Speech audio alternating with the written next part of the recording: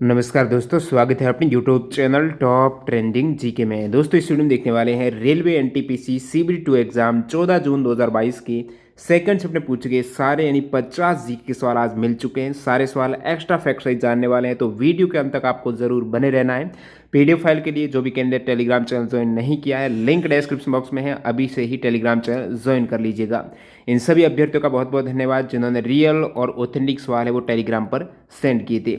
सवाल नंबर 1 से कंटिन्यू करें उससे पहले मैं आपको बता दूं दोस्तों, किसी भी एग्जाम की तैयारी करते हो, तैयारी के साथ आप मॉक टेस्ट जरूर लगेगा। मॉक टेस्ट से आपकी टाइम मैनेजमेंट बेहतर होता है, कॉन्फिडेंस बढ़ने वाला है।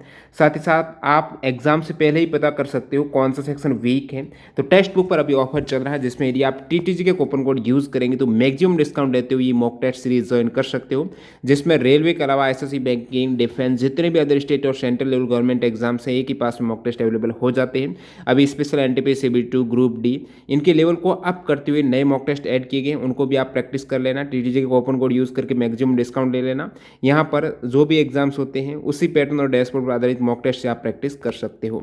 तो चलिए यहाँ पर कंटिन्यू करते हैं। आपके सामने पहला सवाल, सर्वाधिक मूंगफली उत्पादन किस राज्य में होता है? सबसे अधिक मूंगफली होती है गुजरात में, उसके बाद राजस्थान, फिर तमिलनाडु का नंबर।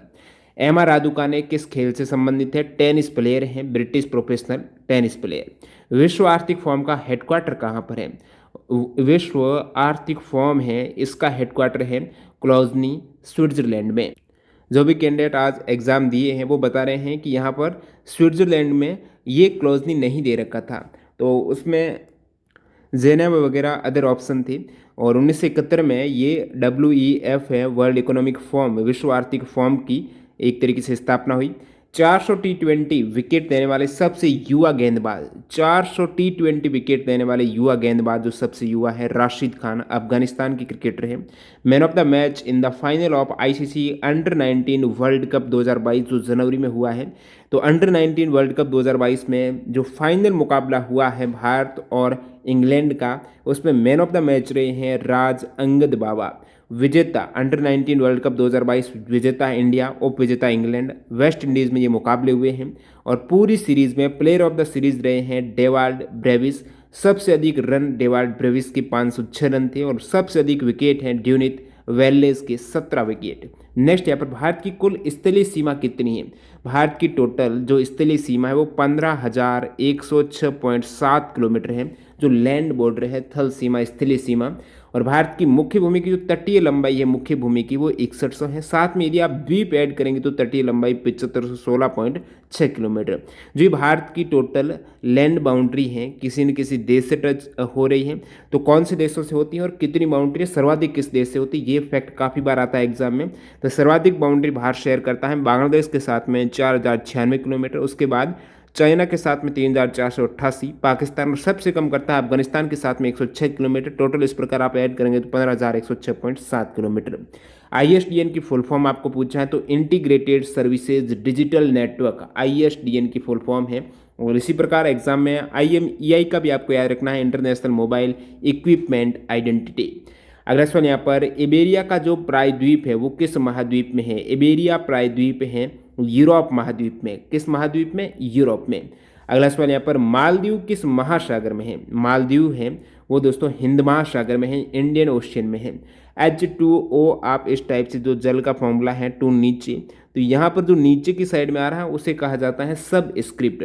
यदि आप कोई पावर लगाते हो जैसे कि 10 की घात 8 है, तो ऊपर की तरफ आ रहा है वो सुपर स्क्रिप्ट है। अब कंप्यूटर में यदि आप ये डाटा एंटर करते हो उस केस में आपको इनकी शॉर्टकट की आवश्यकता रहती है, तो यहाँ पर शॉर्टकट की भी जानना आवश्यक है। सब स्क्रिप्ट में आप कंट्रोल के साथ में बराबर वाली की में ही प्लस अंकित होता है, और कंट्रोल शिफ्ट के साथ में ये की आप प्रेस करेंगे तो सुपर स्क्रिप्ट हो जाएगा, ऊपर आ जाएगा। आर्टिकल 243B के भाग 2 में वर्णित है, मध्यवर्ती स्तर पर पंचायत का उस राज्य में गठन नहीं किया जा सकेगा जिसकी जनसंख्या कितने लाख से अधिक हो। तो जिसकी जनसंख्या 20 लाख से अधिक हो, मोर देन 20 लाख हो, वहाँ पर पंचायत का उस राज्य में गठन नहीं किया जाएगा मध्यवर्ती स्तर में। ये आर्टिकल 243B का सेक्शन 2 बताता है। B1 है कि प्रत्येक राज्य में ग्राम, मध्यवर्ती और जिला स्तर पर इस भाग के उपन के अकॉर्डिंग पंचायतों का गठन, लेकिन मध्यवर्ती स्तर पर यदि 20 लाख से अधिक हो तो नहीं होगा। नेक्स्ट वन, 1956 की जो औद्योगिक नीति है इसमें कितने प्रकार की इंडस्ट्री है वो क्लासिफाइड की गई थी। तो औद्योगिक नीति जो 1956 है, यहाँ पर 3 प्रकार की इंडस्ट्री को इन्होंने वर्गीकृत किया है, शेड्यूल ए, शेड्यूल बी और शेड्यूल सी में। अब यहाँ से एग्जाम में अलग टाइप से सवाल आता है कि शेड्यूल ए में 1956 की औद्योगिक नीति संकल्प में टोटल कितने प्रकार की इंडस्ट्री है, तो 17 है। शेड्यूल बी में 12 है, जो इनमें से मिस हो गई वो शेड्यूल सी में है। और ये दोस्तों 1956 की औद्योगिक नीति, ये संकल्प है, ये विकास के महान नोबिस मॉडल पर आधारित है। तो महान नोबिस मॉडल पर आधारित ये 1956 की औद्योगिक नीति। अब आपको पूछ रहे 1948 की औद्योगिक नीति में कितने इंडस्ट्री में वर्गीकृत थी, वो 4 इंडस्ट्री में थी। नेक्स्ट वाले यहाँ पर हीमोग्लोबिन में क्या होता है, इजी सवाल। आप कहेंगे आयरन होता है। आपके शरीर का लगभग 70% आयरन आपके रक्त की आरबीसी है उसमें पाया जाता है, जिसे हीमोग्लोबिन आप बोलते हो।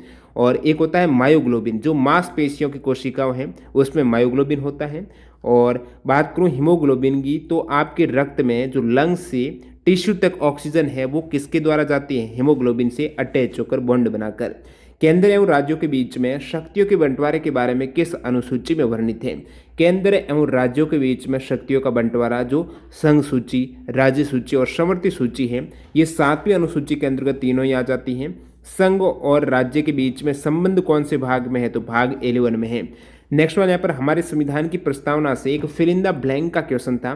तो ब्लैंक इस प्रकार, हम भारत के लोग ब्लैंक करके को एक संपूर्ण प्रभुत्व संबंध, तो भारत को ब्लैंक में कहीं ना कहीं भारत आ रहा था। तो ये पूरी आप प्रस्तावना उद्देश्य का देख सकते हो। हम भारत के लोग भारत को एक संपूर्ण प्रभुत्व संपन्न समाजवादी पन निरपेक्ष लोकतंत्रात्मक गणराज्य बनाने के लिए उसके समस्त नागरिकों को न्याय, सामाजिक, आर्थिक, सामाजिक, राजनीतिक, ये जो टर्म है उनसे पूछा जाता है निम्नलिखित में से कौन सा प्रस्तावना में शब्द नहीं है। तो इनके बारे में आपको पता होना चाहिए। तो प्रस्तावना की बात आ ही गई है तो थोड़ा और जान लेते हैं जो प्रीवियस एग्जाम में सवाल आ चुके हैं। प्रस्तावना को संविधान की आत्मा कहा था ठाकुरदास भार्गव ने। प्रस्तावना में जो 3 शब्द नए ऐड हुए, समाजवादी, पंथ निरपेक्ष और अखंडता, वो कब हुए हैं, 42वें कॉन्स्टिट्यूशन अमेंडमेंट 1976 में, ये पहली बार और प्रस्तावना में संशोधन हुआ था। प्रस्तावना में जो स्वतंत्रता, समता, बंधुता का आदर्श है वो फ्रांस से लिए गए हैं। अगला सवाल देखते हैं, सुप्रीम कोर्ट जज संबंधित गलत स्टेटमेंट में आपके 3 स्टेटमेंट दे रखे थे कि सुप्रीम कोर्ट जज की नियुक्ति राष्ट्रपति के द्वारा करेक्ट। जो सुप्रीम कोर्ट जज हैं उनकी जो सैलरी है वो कौन डिटरमाइन करता है, तो वो पार्लियामेंट, संसद के द्वारा लॉ बनाकर होती है। एक था कि जज of Supreme Court can't fight a case as a advocate in any state और यूनियन टेरिटरी में सुप्रीम कोर्ट का जज है अदर किसी राज्य और केंद्र शासित प्रदेश में केस नहीं लड़ सकता है। तो ये 3 विकल्प थी। अब पूछा गलत कौन सा है, तो 1 और 2, 1 ए और सी तो करेक्ट ही है। बी में आप कमेंट सेक्शन में बताना, थोड़ा डाउट है मेरे को। डिजिटल संसद ऐप को कब लॉन्च किया गया, डिजिटल संसद ऐप को लॉन्च किया गया है 27 जनवरी 2022 को। लोकसभा अध्यक्ष ओम बिरला ने, ये लोकसभा सचिवालय ने डिजिटल संसद ऐप को एक तरीके से लॉन्च किया है 27 जनवरी 2022 को। अगला सवाल, भारत के किस राज्य में बोडो भाषा मुख्य रूप से बोली जाती है। बोडो है असम की भाषा, ये भी प्रीवियस बता चुका हूँ। बोडो और असम, इससे पहले मैंने फर्स्ट शिफ्ट में ही बताया था। जो भाषा जनगणना में कमी आई है स्पीक बोलने वाले में, उसमें असमिया थी, बोडो थी। तो बोडो, डोगरी, मैथिली, संथाली, ये जो 4 भाषाएं हैं 92वें कॉन्स्टिट्यूशन अमेंडमेंट 2003 में ऐड की गई थी। जनगणना 2001 से 11 तक जनसंख्या वृद्धि कितनी हुई है, तो 2001 से 11 तक वृद्धि हुई है 17.64%। रतन मोहन शर्मा किस घराने से संबंधित है, मेवाती घराना, पंडित जसराज से भी आ चुका इससे पहले। डेंगू क्या है, डेंगू वायरस है, जो इससे रोग भी हो जाता है, डेंगू विषाणु जनित रोग होता है जो एडिस मच्छरों की 2 प्रजातियों के द्वारा। What element is mainly used in photovoltaic cell होता है, फोटोवोल्टिक सेल में कौन सा एलिमेंट है, कौन सा सेमीकंडक्टर है, अर्धचालक का उपयोग होता है, वो सिलिकॉन है। किस मंत्रालय ने ड्रोन उड़ाने संबंधित संशोधित ड्राफ्ट नियम जारी किए हैं, नगर विमानन मंत्रालय, मिनिस्ट्री ऑफ सिविल एविएशन ने उदारीकृत ड्रोन नियम 2021 हैं वो जारी किए हैं। इसमें काफ़ी राहत दी गई है, जैसे कि 300 किलोग्राम से बढ़ाकर 500 किलोग्राम है वो ड्रोन कवरेज की रेंज 500 किलोग्राम तय कर दी है। रोहिंग्या लोग कहाँ से हैं, रोहिंग्या है ये म्यांमार से। ज्वार रोजगार योजना क्या है, ज्वार रोजगार योजना भारत सरकार की पहले 2 योजनाएं थी, राष्ट्रीय ग्रामीण रोजगार कार्यक्रम और ग्रामीण भूमिहीन रोजगार गारंटी कार्यक्रम। इनको दोनों को विलय करके ज्वार रोजगार योजना नाम दिया गया, जो 1 अप्रैल 1889 को इसकी शुरुआत हुई है। तो ये ग्रामीण और सबसे पिछड़े क्षेत्र में रहने वाले लोगों को 90 से 100 दिन के रोजगार उपलब्ध कराने के उद्देश्य से ये योजना शुरू हुई थी। बालकों के लिए निःशुल्क और अनिवार्य शिक्षा का उपबंध किस नीति निर्देशक सिद्धांत में है, तो आर्टिकल 45 में आपको वर्णन देखने को मिलता है 6 वर्ष से कम आयु के बच्चों के लिए प्रारंभिक बाल्यावस्था देखरेख और शिक्षा का उपबंध राज्य सभी बालकों के लिए 6 वर्ष की आयु पूरी होने करने तक प्रारंभिक बाल्यावस्था देखरेख और शिक्षा देने के लिए उपबंध करने का प्रयास करेगा। लेखिका नमिता गोखले हैं, इनको 2021 में साहित्य अकेडमी अवार्ड मिला है। तो किस कृति हेतु दिया गया है, किस नॉवल हेतु दिया गया है, थिंग्स टू लीव बिहाइंड, इनकी जो रचना है इस हेतु नमिता गोखले को साहित्य अकेडमी पुरस्कार 2021 अंग्रेजी भाषा का दिया गया है। अब हिंदी में दिया गया है दया प्रकाश सिन्हा को, जो उनका नाटक है प्ले है सम्राट अशोक हेतु हिंदी का साहित्य अकेडमी अवार्ड दया प्रकाश सिन्हा को। बात करूं यहाँ पर जब साहित्य अकेडमी अवार्ड है तो एक युवा का भी रहता है, जैसे आप साहित्य अकेडमी युवा पुरस्कार 2021 में इंग्लिश का युवा पुरस्कार ये लेखिका मेघा मजूमदार को उनकी रचना है पुस्तक है ये बर्निंग के लिए दिया गया है। नेक्स्ट वाले यहाँ पर उपराष्ट्रपति एम वेंकैया नायडू ने किसके द्वारा लिखित और ब्लूम्सबरी इंडिया के द्वारा प्रकाशित the Midway battle Modi's roller coaster second term का विमोचन दिसंबर 2021 में किया है। तो ये जो एक बॉक्स है the Midway battle Modi's roller coaster second term का विमोचन है किसके द्वारा लिखित है, ये गौतम चिंतामणि के द्वारा लिखित है। जब मोदी जी के बारे में बुक्स की बात आई है तो लेटेस्ट एक और करंट अफेयर से है डिकोडिंग मोदी 2.0 बुक है, ये किसके द्वारा, तो संजू वर्मा के द्वारा, Modi gambit decoding Modi 2.0। Home rule league की स्थापना किसने की है, मद्रास में की थी 1916 में सितंबर में, यानी बेसेंट ने। बाकी दोस्तों होम रूल लीग में बाल गंगाधर तिलक का भी नाम आता है, इन्होंने भी माना जाता है कि अप्रैल 1916 में स्थापना की है। एक दोस्तों इंडिया लीग की स्थापना है वी.के. कृष्ण मेनन ने 1928 में की थी। Who celebrate the festival of Wangala, तो वांगला त्यौहार है ये किसके द्वारा मनाया जाता है, तो मेघालय के गारोज के द्वारा, गारो जनजाति के द्वारा वांगला त्यौहार है वो मनाया जाता है मेघालय राज्य का। और इस त्यौहार को द 100 ड्रम्स के नाम से भी जाना जाता है। कौन सी केरल में स्थित झील नहीं है, विकल्प में था आपके रेणुका लेक, रेणुका हिमाचल प्रदेश में है न कि केरल में। केरल में अष्टमुड़ी झील है, पेरियार झील है, वेम्बनाड है, पुकोडे है, वेलायनी है, परवूर है, पुनमदा है और सस्तामकोटा, ये सभी झीलें केरला में। अगला सवाल यहाँ पर ही स्पष्ट नहीं मिला है, कुछ बता रहे कि 2 टर्मिनल डिवाइस कौन सा है जिसमें नेगेटिव और पॉजिटिव टर्मिनल होते हैं, और ये बताएं कि क्या विद्युत परिपथ में निष्क्रिय रहता है, ऐसा कौन सा डिवाइस है विद्युत परिपथ में निष्क्रिय और प्रतिरोधी की तरह काम करता है, वो कौन सा है, निष्क्रिय और प्रतिरोधी की तरह काम करता है। कैपेसिटर था, रजिस्टर था, डायोड था। तो टर्मिनल नहीं होते, रजिस्टर है उसमें कोई पॉजिटिव और नेगेटिव नहीं होते हैं, तो ये कौन सा कैपेसिटर हो सकता है। किसने 20 फरवरी 1947 को घोषणा की कि ब्रिटिश सरकार 30 जून 1948 तक ब्रिटिश भारत को पूर्ण स्वशासन प्रदान करेगी। तो ये घोषणा की है दोस्तों उस समय यूके के पीएम क्लेमेंट एटली ने की थी कि 30 जून 1948 तक भारत को एक तरीके से जो ब्रिटिश भारत है उसको स्वतंत्र कर देंगे। 1944 के बॉम्बे प्लान का अन्य नाम क्या है, तो बॉम्बे प्लान से यहाँ पर सवाल आया है।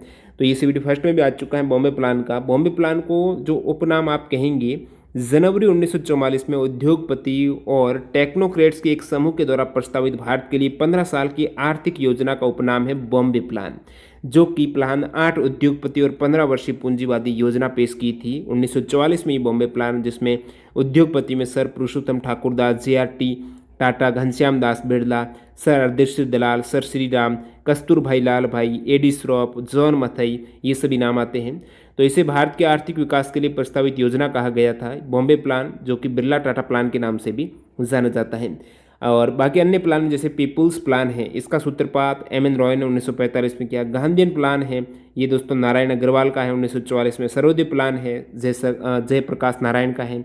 सुरसागर के रचयिता एवं श्री कृष्ण जी के अनन्य भक्त कौन थे, जो कि आंखों से अंधे थे, तो सूरदास है। काफ़ी सूरदास और कृष्ण जी से जुड़े किस्से हैं, इन्होंने सुरसागर की भी रचना की है। ये कृष्ण जी के अनन्य भक्त थे। कहने को तो इनकी रोशनी नहीं थी आंखों की, लेकिन ये बता देते थे जो कृष्ण जी के मंदिर है कि आज कृष्ण जी ने कौन सी ड्रेस पहन रखी है। काफ़ी बार इनके साथ में ऐसा भी वाकया हुआ, एक बार वो चलते चलते कुएं में गिर गए थे, तो बीच में कृष्ण जी ने आकर बच्चे के रूप में उनको बचाया था। 2019 में चावल उत्पादन में भारत की रैंक आपको पूछा है। 2019 में चावल उत्पादन में इंडिया की रैंक है सेकेंड, जो कि फर्स्ट रैंक है चाइना की। अब देखिए भारत में चावल उत्पादन सर्वाधिक कौन करता है, पश्चिम बंगाल करता है। अगला सवाल यहाँ पर अर्थशास्त्र के लेखक कौन है, चाणक्य, जिन्हें आप कौटिल्य भी कहते हो। महाजनपद और संबंधित राजधानी से सवाल था कि कौन सी महाजनपद की राजधानी नहीं रही है। ये सभी राजधानियाँ रही है वाराणसी, सरस्वती, चंपा, शक्तिमती, कौशंबी है, इंद्रप्रस्थ है, पैठान है, उज्जैन है, तक्षशिला है, हाटक, रायपुर, वैशाली, कुशीनगर, गिरिव्रज है, मथुरा, विराटनगर। अब ये कौन से महाजनपद की राजधानी रही है, यहाँ से बहुत बार एग्जाम में सवाल आता है किस महाजनपद की कौन सी राजधानी है। वर्ष की कौशंबी है, और चेदी की शक्तिमती है, अंक की चंपा है, कौशल है, श्रावस्ती है, गांधार है, इसकी तक्षशिला है, वज्जी है, वैशाली, मगध की गिरिव्रज है। ठीक है, ये सभी भी आपको पता होना चाहिए। नेक्स्ट सवाल, जलवायु परिवर्तन और अपशिष्ट प्रबंधन के क्षेत्र में द्विपक्षीय सहयोग बढ़ाने के लिए किस देश ने 21 जून को भारत के साथ समझौता ज्ञापन पर हस्ताक्षर किए हैं। भूटान ने किए हैं भारत के साथ 21 जून 2021 को। स्पेशल यहाँ पर क्लाइमेट से संबंधित जलवायु कार्य पर द्विपक्षीय ये हस्ताक्षर हुए हैं। बाकी 26 मई 2022 को भी भारत ने यूएई संयुक्त अरब अमीरात के साथ समझौता किया है जलवायु कार्यवाही पर। नेक्स्ट वाले यहाँ पर थेर गाथा किस निकाय का ग्रंथ है। थेर गाथा है खुद्दक निकाय का, जो कि बौद्ध पाठ है थेर गाथा, जिसमें पाली में लघु कविताओं का संग्रह है। भारत सबसे ज़्यादा आयात किस देश से करता है।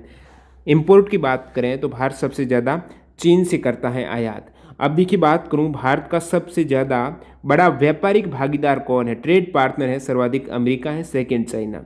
4.5 दिन का कार्य सप्ताह करने वाला पहला देश कौन सा बन गया है। इन्होंने 4.5 दिन का कर दिया, 5 दिन भी नहीं, पहले इनका 5 दिन था जिसमें शनिवार और रविवार को अवकाश, यहाँ पर 4.5 दिन का कर दिया यूएई ने। काम 4.5 दिन होगा, फिर आप 2.5 दिन रेस्ट कीजिएगा। 2.5 दिन में भी ऐसा है, सोमवार से गुरुवार तक काम का समय सुबह 7:30 से दोपहर 3:30 तक रहेगा। इसके बाद शुक्रवार को सुबह 7:30 से दोपहर 12 बजे तक ही, यानी यहाँ पर 2.5 हो गया, एक तरीके से ये आधा हो गया, आधे दिन का समय है। उसके बाद आप शनिवार रविवार को रेस्ट कीजिए। वैश्विक भूखमरी सूचकांक 2021 में सबसे निचले पायदान पर कौन सा देश है। वैश्विक भूखमरी सूचकांक हंगर इंडेक्स में सोमालिया, जो ईस्ट अफ्रीका कंट्री है, ये सबसे निचले पायदान पर है। भारत की रैंक भी कम, बहुत नीचे है, 116 देशों में से 101वें स्थान पर है भूखमरी सूचकांक में। 116वें स्थान पर आप कहेंगे सोमालिया है। वर्ष 2020 में 94वें स्थान पर थी भारत की। ये जो इंडेक्स जारी करता है कंसर्न वर्ल्ड वाइड और वेल्थुंगर हेल्प के द्वारा जारी किया जाता है। इसमें शीर्ष स्थान पर टोटल 18 देश थे 2021 में, जिसमें चीन था, कुवैत था, ब्राज़ील था, चिली था, बोस्निया था, ये सभी। बड़ा इमाम बाड़ा कहाँ पर है। लखनऊ में है बड़ा इमाम बाड़ा, जहाँ पर नवाब अशीफुद्दौला ने इसका निर्माण 1784 में कराया था। राज्यसभा में कितने सदस्य मनोनीत होते हैं, तो 12 सदस्य मनोनीत हैं। अधिकतम 250 हो सकते हैं, वर्तमान में 245 है। Which country has largest population living in slum area में, मरीन बस्तियों में सबसे अधिक पॉपुलेशन है वो किस देश की है, दक्षिण सूडान की है। और उसके बाद सेंट्रल अफ्रीकन रिपब्लिक भी है।